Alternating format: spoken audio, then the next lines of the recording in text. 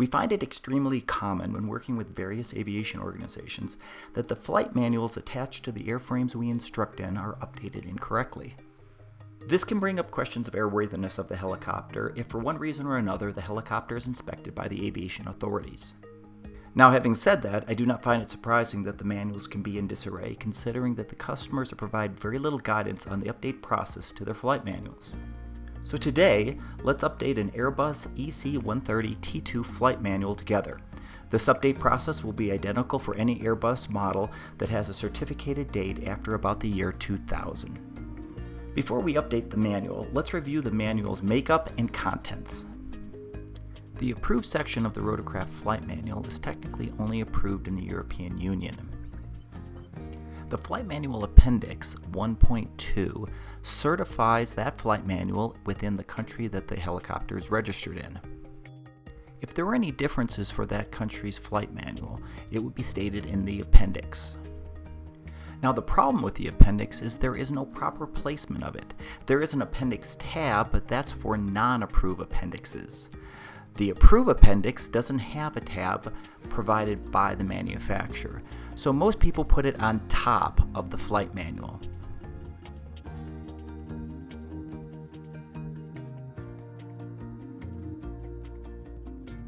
The cover of the Rotorcraft flight manual has the registration number for the aircraft and the serial number for that aircraft. Now, you notice on this page we do not have the registration number written in, so we'll need to do that. The next page is a depiction of what each tab contains. Page 3 of the index has all the possible approved conditional revisions that could be in the flight manual. Now, this is the first place where we normally see a mistake being made in the flight manual. You'll notice this page is approved conditional revisions and the next one is non-approved. Those are two separate pages and both need to be in the flight manual. The next page is a listing of all the approved and non-approved rush revisions, if any exist, for that flight manual. The next page is a listing of all the approved pages of the Rotorcraft flight manual, along with a date code that should be at the bottom of each one of those pages. The next page is a listing of all the revisions that have occurred to that flight manual. This is where you would see if your flight manual is up to date by looking at the last one in the list and comparing that to the status sheet that you would find online. The next page is a listing of all the non-approved pages of the Rotorcraft flight manual. Now, this is where we normally find the next mistake in the Rotorcraft flight manual. People confuse this with the approved pages of the Rotorcraft flight manual and will remove one of the two sets of pages from the manual itself. The manual needs to have both the approved listing and the non-approved listing of pages. The next page is a listing of all the revisions that have occurred to the non-approved section of the Rotorcraft flight manual. The last page of the index of the Rotorcraft flight manual is a listing of all the modifications that are referenced within the flight manual and a brief description of what each one of those modifications refer to. This is primarily used with the conditional revision pages. Section 1 of the Rotorcraft flight manual has a brief description of how the manual is updated, some abbreviations, terminology, and use of procedural words. Section 2 of the Rotorcraft flight manual has all the limitations set forth for that airframe. Section 3 is the recommended emergency procedures for that aircraft. Section 4 is the pre-flight, startup, and shutdown procedures. Section 5 is your performance charts, and it is split up between 5.1 and 5.2. 5.1 being the approved performance charts and 5.2 being the non-approved performance charts. Next, we have the supplement section, which is all the supplements that are created by Airbus. Any supplements manufactured other than Airbus would be located in the AEC Supplements tab. Next, we have the non-approved section of the Rotorcraft flight manual signified by the white tabs. The first one being the weight and balance of that helicopter.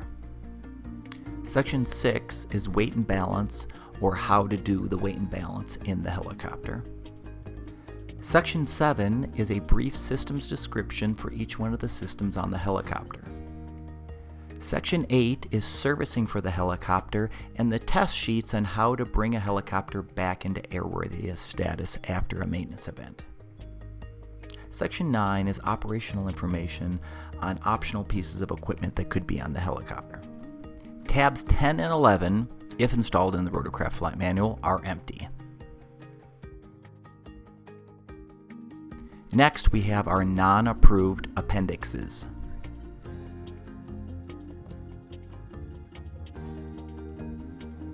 So now let's update our flight manual. We'll start by getting the packet of revision pages and taking those pages out of the envelope. Notice these pages are stapled together. We're going to have to remove the staple in order to install the pages in the manual.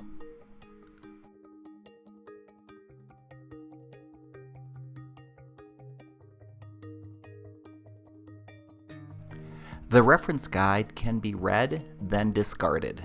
It does not go in the Rotorcraft flight manual.